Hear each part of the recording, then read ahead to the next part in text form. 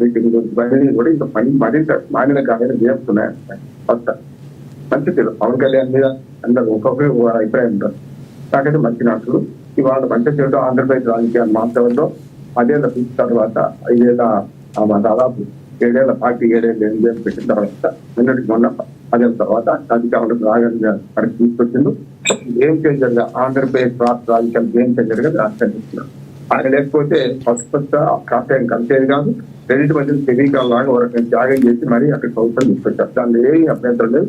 ఎన్నోసార్లు game changer discussion కూడా పెట్టారు. మొన్నటి విషయంలో కూడా ఆయన చాలా గుండాగా వివరించాడు.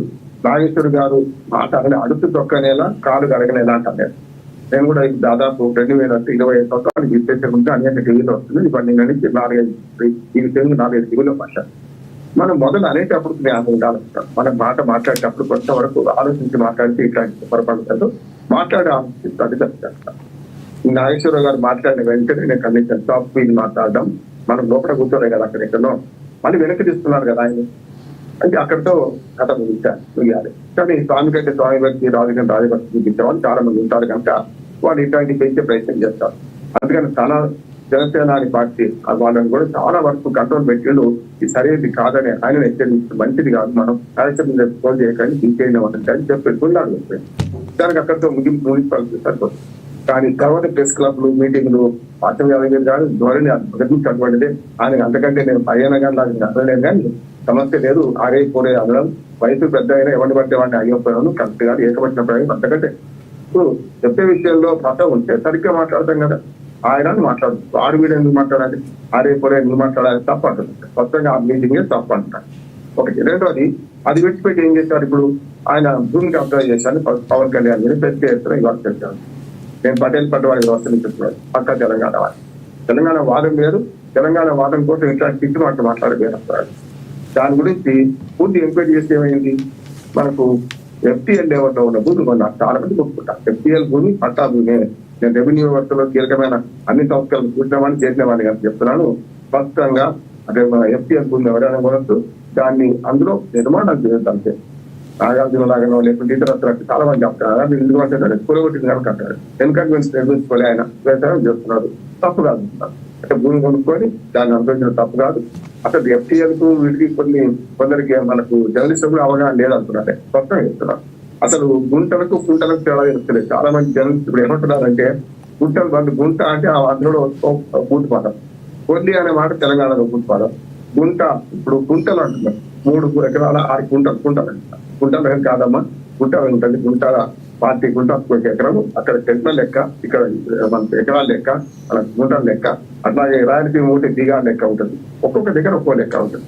కనుక ఇవాళ ఆయన భూమి కొనుక్కునేదాన్ని వివాదం చేయబోయింది. అది పూర్తిగా అసత్యమై చేరిపోయింది. పవన్ కళ్యాణ్ మీ రైతుగా భూమి కొనుక్కున్నారు. ఆ భూమి గురించి హక్కున్నాయి. ఇక సభ గురించి మాట్లాడుతారు. దేశంలో ఎక్కడైనా మన దాకా జమ్మూ కాశ్మీర్ ఒకటి ఉండే 370 అది కాక ముందు నేను న్యాయవాదిగా ఎన్ని చట్టాలు చేసినా కూడా ఎక్సెప్ట్ జమ్మూ కాశ్మీర్ అని రాసుకునే వాళ్ళక. ఇప్పుడు అది లేదు కదా. జమ్మూ కాశ్మీర్ తో సహా ఎక్కడైనా ఒకటే చట్టం అమలవుతుంది. ఇప్పుడు ఒకనాడు జమ్మూ కాశ్మీర్ కు ప్రధానమంత్రి ఉండేవాడు, వజీర్ ఆజం అనేవాడు. అది పోయింది, తీసేసి ఆఖరికి ఇప్పుడు జమ్మూ కాశ్మీర్ 2 కేంద్రపాలిత ప్రాంతాలకు వెళ్ళిపోయింది. ఇవాళ 29వ రాష్ట్రానికి తెలంగాణ ఏర్పడి 25 రాష్ట్రాలు మిగిలినాయి. ఆ ఒక రాష్ట్రం 2 రాష్ట్రాలకు అయిపోయింది.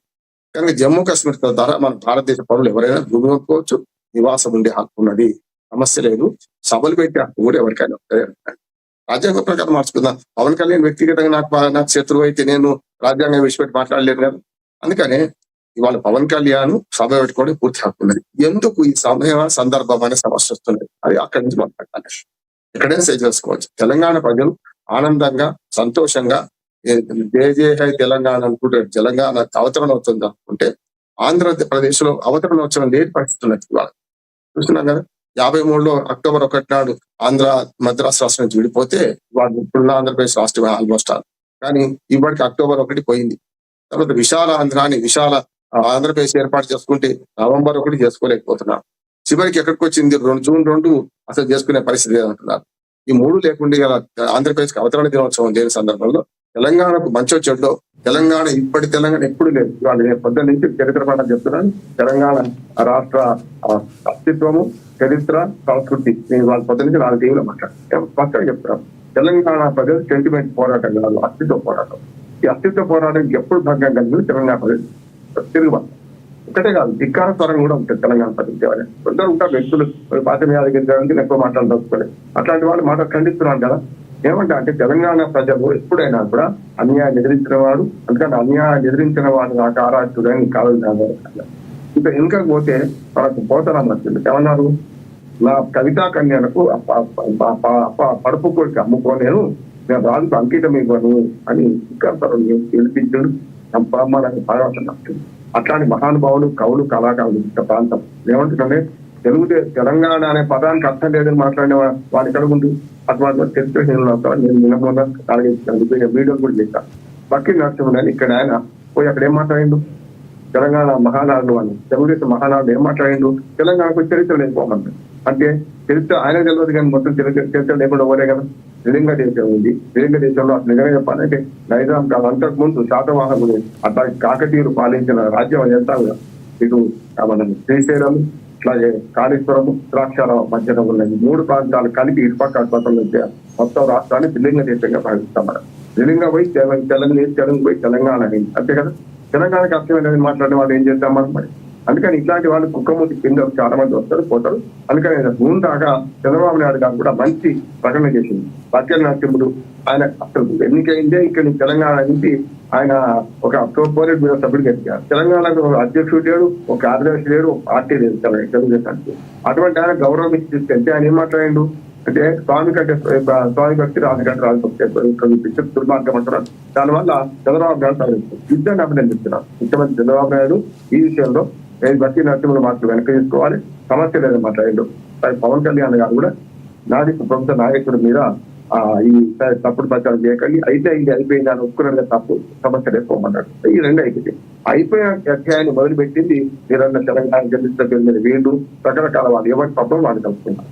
కానీ ఇక్కడ ఏమైతుందంటే తెలంగాణలో రేపు పొద్దున జిహెచ్ఎంసీ ఎన్నికలు రాబోతున్నాయి, ఈ సర్పంచ్ పూర్తిగా కానీ దానికోసం ఇదంతా రాజకీయం అంటున్నాను. అప్పటి సంగతి అక్కడ ఉన్నాయి. కనుక ఇక్కడ ఏమవుతుందంటే కాంగ్రెస్ పార్టీ అధికారంలో ఉంది రాష్ట్రంలో, టీఆర్ఎస్ సంస్కరణ ఉంటాయి. ఈ రెండింటి మధ్యన బీజేపీ కూడా పొందుకొని పార్లమెంటరీ చేసింది. అసెంబ్లీ సీట్ సాధించుకున్నది. పోయిన 2021 ఎన్నికల్లో ఇదే బీజేపీ 48 సీట్లు గెలిచింది జిహెచ్ఎంసీ పార్టీలో. అప్పుడు ఎవరికి పవన్ కళ్యాణ్ గారు నా తెలుగుదేశం గారు ప్రజలు తలుచుకుంటే ఎవరైనా అధికారులు గెలిపిస్తారు. కానీ ఇప్పుడేంటంటే జిహెచ్ఎంసీ ఎన్నికలను బాగా చేసుకొని 3 పార్టీలు నాశనం అవుతున్నాయి. జూబ్లీ ఎన్నికల్లో తెలుగుదేశం జెండాలు కనపడంగానే ప్రజలు తిరస్కరించారు. కాగా వెంటనే ఏం చేసిండ్రు బీజేపీ పార్టీ తెలుగుదేశం వాళ్ళని రిక్వెస్ట్ చేసింది కొంచెం రాకండి. జనసేన కానీ తెలుగుదేశం కానీ కేసు ఉందా లేదా నేను అయ్యప్ప గారు మనం నిర్ణయించేది కాదు, తెలంగాణ ప్రజలు నిర్ణయించారు కానీ విజయ్ గెలుస్తారని వాళ్ళు అనుకుంటున్నా. నేను కూడా తప్పు మాట్లాడాను, తప్పే నిజంగా విజయ్ గెలుస్తాను నేను అయ్యప్ప గారు వచ్చిన నేను కూడా తప్పు చేసినమాట. అటువంటి అప్పుడు ప్రజల నిర్ణయం కాదు, తప్పు కాదు, తప్పు మేమే కరెక్ట్ అనలేము కదా. మేము ఇక్కడ కూడా ఏమైందంటే తెలుగుదేశానికి క్యాడర్ ఉంది, లీడర్ లేదు తెలుగుదేశం పార్టీ. అట్లాగే జనసేనకు కూడా క్యాడర్ ఉంటే ఉండొచ్చు, మాధవరెడ్డి లాంటి వాళ్ళు కొందరు ఉంటారు కాదంటలేదు. కానీ వాళ్ళకి సంస్థాగత నిర్మాణం లేదు. సంస్థాగత నిర్మాణం లేని పార్టీ కూడా చాలా ముద్రపడి సందర్భాలు లేదు. ఒకనాడు తెలుగుదేశం పుట్టినప్పుడు సంస్థాగత నిర్మాణం ఎక్కడి, తర్వాత రకరకాల సంస్థాగత నిర్మాణం ద్వారా జనసేన కూడా మొదట సంస్థాగత నిర్మాణం అయింది. ఆంధ్రప్రదేశ్ బ్రహ్మాండమైన వచ్చేటో 21 మంది ఎమ్మెల్యేలు, ఒక 2 ఎంపీలు. అయితే రామ్మోహన్ గారు ఏదైతే రేపు గన జనసేన సభ జరిగితే మంత్రి పొన్నం ప్రభాకర్ గారు చెప్పారు కంపల్సరీ పవన్ కళ్యాణ్ క్షమాపణతో స్టార్ట్ చేయాలని. అదేవిధంగా ఏదైతే పెద్ద మూవీ ఉందో దాన్ని ఆపితే మాకు సంబంధం లేదు, అది ఆపే అవకాశాలు కూడా ఉన్నాయని చెప్తున్నారు. ఎలా చూడాలంటారు?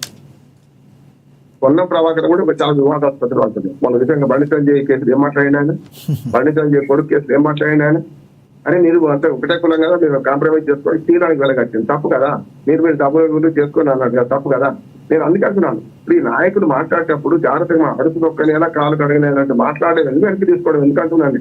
అందుకని కొంచెం వ్యక్తిగతంగా నేను పోను. అయ్యన్న పాత్ర గారు మనం అయ్యప్ప గారు అన్నారు కానీ నేను ఏమన్నా వ్యక్తిగతంగా పోనంటున్నాను. ఎవరు అందరూ చూస్తున్నారు, తప్పగా ఉన్నా అప్నా కారణం ప్రజలు చూస్తుంటారు. ఎవరు ఏం మాట్లాడుతున్నారు, రేపు ఎవరు ఏం చేస్తున్నారు, ఎక్కడికి వస్తాను మీరు అందరూ. రేపు సభ జరుపుకునే హక్కు పవన్ కళ్యాణ్ పూర్తిగా ఉన్నది.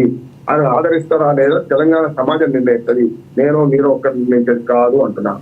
ఒకటి. రెండవది, రేపే ఎందుకు సభ జరుపుకున్నారంటే అది కూడా చెప్తారు. రాజకీయ కారణాలు ఏంటంటే రేపు బీజేపీ కూటమి ప్రభుత్వం అక్కడ కూటమి ఉంది కనుక ఇక్కడ కొంచెం పనిచేద్దాం అనుకుంటున్నారు. గతంలో విఫలమైనది కూడా. తెలుగుదేశం పార్టీ భిన్నమైన శత్రువులతో జతకట్టలేదా? ఇక్కడ జనసేన కూడా చాలా బీరాలు కలిసి ఇక్కడ పేలైన సందర్భాలు చూడలేదా మనం? గతంలో ఇదే తెలుగుదేశం పార్టీ ఆగప శత్రువు అయిన అంటే బీఆర్ఎస్ టీడీపీకి 2 కళ్ళ సిద్ధాంతం వల్ల కూడా టీఆర్ఎస్ 2 మహాకూటమి 2009లో జతకట్టలేదా? చూడలేదు. 2018 వచ్చే వరకల్లా కాంగ్రెస్ లోనే తెలుగుదేశం జతకట్టలేదు. చూడలేదా? కనుక తెలంగాణ వచ్చిన తర్వాత కూడా ఆనాడు 15 సీట్లు మన అసెంబ్లీలో టీడీపీకి వచ్చినాయి, 5 సీట్లు మిత్రపక్షమైన బీజేపీకి వచ్చినాయి. వాళ్ళు ఇద్దరు విడిపోతే ఏమైనా బీజేపీ ఒకటే మిగిలింది, తెలంగాణ తెలుగుదేశం 2 వచ్చినాయి 2018 వచ్చాక. Right sir, okay. రాజకీయాలు రాజకీయాలు వేరే ఎవరో సమానం చెప్తాం. ఇప్పుడు జిహెచ్ఎంసీ ఎన్నికలు ఆధారం చేసుకుని 3 పార్టీలు నాటకం వస్తున్నాయి అంటారు. 3 పార్టీ నాటకం. బీజేపీ ఇటేమో పవన్ కళ్యాణ్ అండ తీసుకోనో లేకపోతే తెలుగుదేశం అండ తీసుకొని గెలుద్దామని చూస్తున్నది. కానీ వాళ్ళు దానివల్ల నష్టపోతారు అంటున్నాడు. నిజంగా చెప్పాలంటే వాళ్ళు రావద్దు అంటే తెలుగుదేశము జనసేన తెలంగాణ రాజకీయాల్లో ఎవరి పక్షాన్ని చేస్తారో ఆ పక్షం నష్టపోతారు. అంటే వాళ్ళ మీద వ్యతిరేకత లేదు. ఖచ్చితంగా ఆంధ్రప్రదేశ్ లో సమర్పిస్తున్నా వాళ్ళ మంచి చెడు చేసుకుంటారు. అక్కడ అధికారంలోకి వచ్చినప్పుడు నీకు రివరవల్ ఆడుతూ తెలంగాణలో ఏం చేసేద్దామని చేస్తే కేసీఆర్ గతంలో చేసిన తప్పే వీళ్ళు కూడా చేస్తున్నారు. కేసీఆర్ గారు జాతీయ పార్టీ అని తోట చంద్రశేఖర్ అక్కడ పార్టీ అధ్యక్షులు పెట్టడం, ఇంకేదో మహారాష్ట్ర పెట్టడం. ఏమైంది? ఉట్టికేకర్ లేదు, స్వర్గానికి ఒకటి కింద పడిపోయి అయిపోయింది. చూసాను కదా, అహంకారం అందిస్తూ ఓడిపోయింది. నేను స్పష్టంగా చెప్తున్నాను, తెలంగాణ వాదం వేరు, తెలంగాణ ప్రజల వాదం వేరు, ఈ నాయకుడు చేసే జిమ్మిక్కులు వేరు అంటున్నాను. ఈ జిమ్మిక్కుడు తెలంగాణ ప్రజలు ఎన్నో నమ్మరు. నమ్మిన అవసరమైతే 100 డాక్టర్ కింద దొరికి ఒక మాట చెప్తాను. పెద్ద సినిమాకు ఈ సినిమా దీనికి పెద్ద సంబంధం ఉండదు. కానీ తెలంగాణ రాష్ట్ర ప్రభుత్వం ఈ సినిమా యాక్టర్ల మీద గతంలో అల్లు అర్జున్ అరెస్ట్ చేసినప్పుడు చూస్తున్నా కాంగ్రెస్ పార్టీ వైఖరి కూడా చాలా గమ్మత్తుగా ఉన్నది. ఇప్పుడు దీన్ని ఈ ఎపిసోడ్ అంతా కూడా కాంగ్రెస్ బీఆర్ఎస్ ఉపయోగించుకుంటున్నది. కానీ బీజేపీ జాగ్రత్త వ్యవహరించాలి. వాళ్ళు అండ తీసుకుంటే ఎప్పుడైనా జిహెచ్ఎంసీలో గెలుస్తామనుకుంటే వీళ్ళకున్న తెలంగాణ సమాజంలోనే వేరే వ్యతిరేకిస్తున్నది. పవన్ కళ్యాణ్ పట్ల ఉన్నది, అట్లానే ఇటు పక్కన తెలుగుదేశం పట్ల ఉన్నది. కనుక ఈ 2 వ్యతిరేకతలు రేపు బీజేపీకి నష్టం చేస్తాయంటున్నా. బీజేపీకి సొంతంగా పోటీ చేస్తే మొన్న 45 సీట్లు వచ్చినారు, ఇంకా 60 సీట్లు 100 సీట్లు రావచ్చు. 3 కార్పొరేషన్ అయినాయి కదా. ఇప్పుడు ఈ రాజకీయ కోలాటంలో పవన్ కళ్యాణ్, నాగేశ్వరు, ఈ ప్రెస్ ఈ రోజంతా వచ్చి మనం అందిరిపోద్దని అంటున్నాడు. చక్రంలో మనం పోవద్దని అంటున్నాడు. రైట్ మీ అభిప్రాయం అర్థమైంది. మళ్ళీ మాట్లాడుతుంది సార్. మనతోటి రాజకీయ విశ్లేషకులు పాపిరెడ్డి గారు కూడా ఉన్నారు, ఆయనతో మాట్లాడదాం. పాపిరెడ్డి గారు నమస్తే సార్. నమస్కారం సార్. జరుగుతున్న పరిణామాలను ఎలా చూస్తారు పాపిరెడ్డి గారు ప్లీజ్? ఇప్పుడు లక్ష్మీనాథ్ గారు 3 మాట్లాడారు, మాధవరెడ్డి గారు, అయ్యప్ప గారు, మండల రామ్మోహన్ గారు. విషయం ఏంటంటే ఎందుకు ఇంత ఉలికిపాటు జరుగుతున్నది? మీ ఇద్దరికి, మాధవరెడ్డి గారికి